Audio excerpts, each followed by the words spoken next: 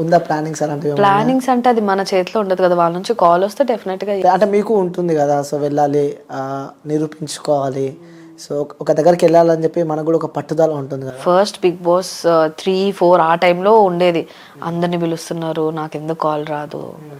దాని తర్వాత సరే ఇంకా చూద్దాం, మనకంటూ ఎప్పుడో ఒకసారి ఒక టైం వస్తుంది, ఈ లోపల మన పని మనం చేసుకుంటూ వెళ్దామనే ఫీల్డ్లో ఉన్నాను. ఓకే, వస్తే వెళ్తానా? వస్తే వెళ్తాను, తప్పకుండా తప్పకుండా వెళ్తాను. ఓకే, సో అంటే సినిమాస్ చూసామే, మీరు కొన్ని సైడ్ క్యారెక్టర్స్ చేశారు, గుర్తింపున్న క్యారెక్టర్సే చేశారు. సో ఈ వైఫ్ ఆఫ్ అనేది మెయిన్ అనుకుంటా కదా మీ లైఫ్లో నాకు సంబంధించి? ఓకే, ఫస్ట్ దాంతోనే హిట్ కొట్టారు. ఓకే, లైక్ అంటే మీరు చేసిన సినిమాలో మీకు ఇష్టమైన హీరో మహేష్ బాబు అని చెప్పి నాకు తెలుసు. మహేష్ బాబుతో కలిసి సినిమా చేశారు, అవునా కదా? గుంటూరు కారం, అందులో ఉన్నారా మీరు?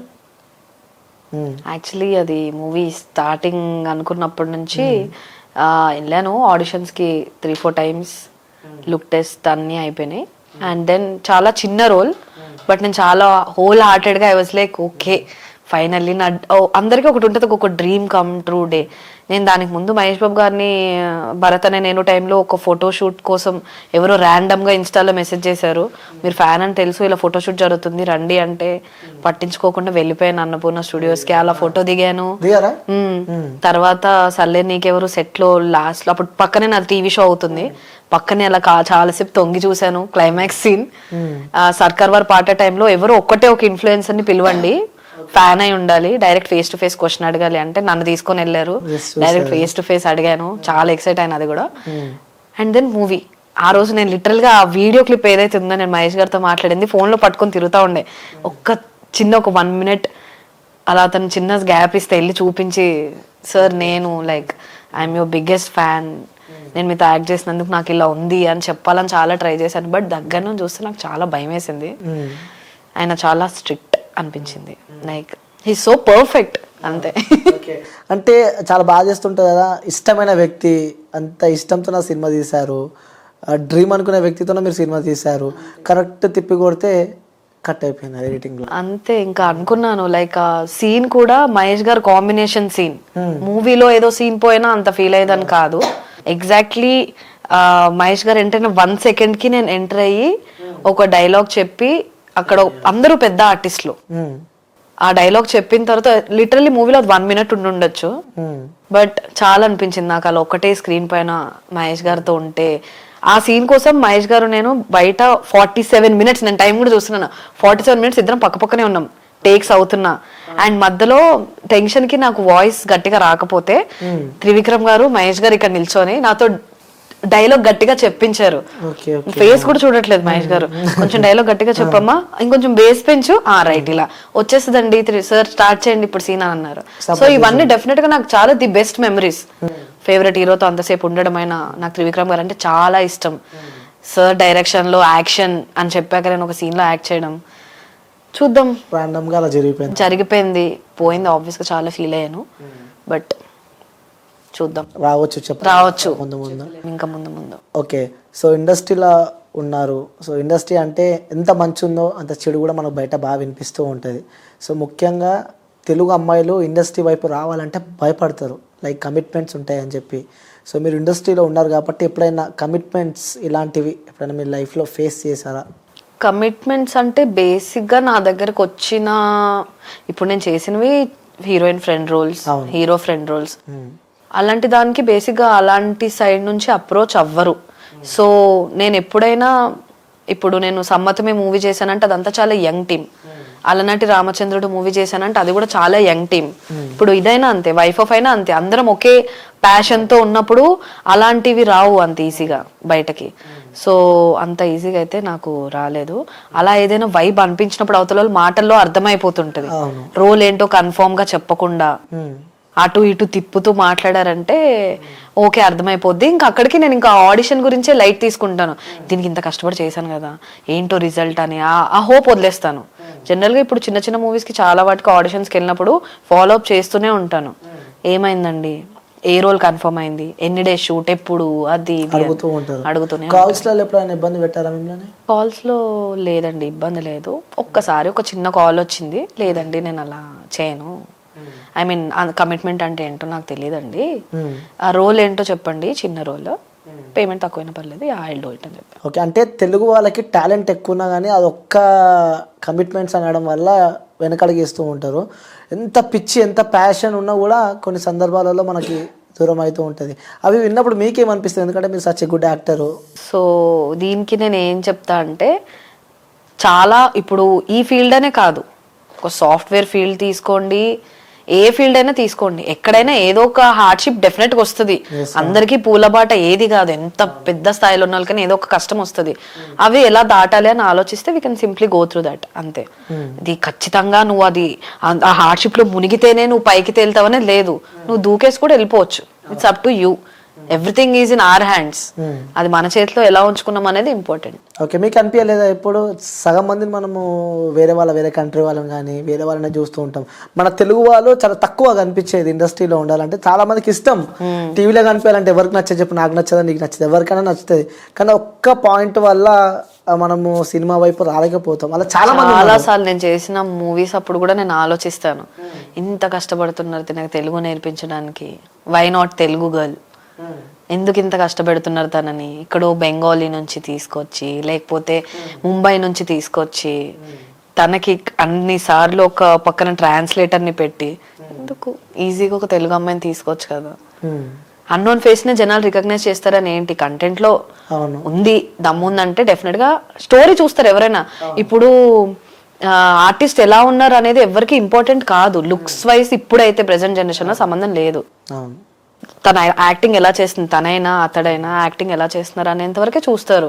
అదొక్కటి మైండ్ లో పెట్టుకొని నెక్స్ట్ ఉంటే బాగుంటది అన్న ఫీలింగ్ అనిపిస్తుంది. ఓకే, సో ఇంకోటి ముఖ్యంగా ఈ తెలుగు ఫిలిం ఇండస్ట్రీలో ఎవరైతే వెబ్ సిరీస్ చేసే వాళ్ళు ఉన్నారో, లైక్ అందులో ఫేమ్ లైక్ మీరు కానీ దీప్తి కానీ, లేకుంటే ఇలా మీరు ఎవరైతే మహబూబ్ తెలిసే కానీ, కొంతమంది చాలా టార్గెట్ అవుతున్నారు బయట. లైక్ అంటే సో చూస్తూ ఉన్నాం మనం, మొన్న రాస్తారు లావణ్య ఇష్యూ అయినప్పుడు కూడా ఇలా వీట్ తీసుకొని గంజాయి తీసుకొని ఇలా బాగా చూస్తున్నాం మనం ఎక్కువ వెబ్ సిరీస్ వాళ్ళని. కానీ అవి చూసినప్పుడు మీకేమనిపిస్తూ ఉంటుంది, ఎందుకంటే లైక్ గతంలో చూసినట్టయితే మనం మీ లైక్ షెన్ను విషయంలో కూడా మనం చూసాం కాబట్టి మీకేమనిపిస్తూ ఉంటుంది? See I feel like everyone has the personal life, అందరికి పర్సనల్ ఇష్యూస్ ఉంటాయి. అవి అంతలా తీసుకొచ్చి టీవీలో రార్దంతం చేయాల్సినంత అవసరం లేదని చేసేది మంచి పని కాదు కదా.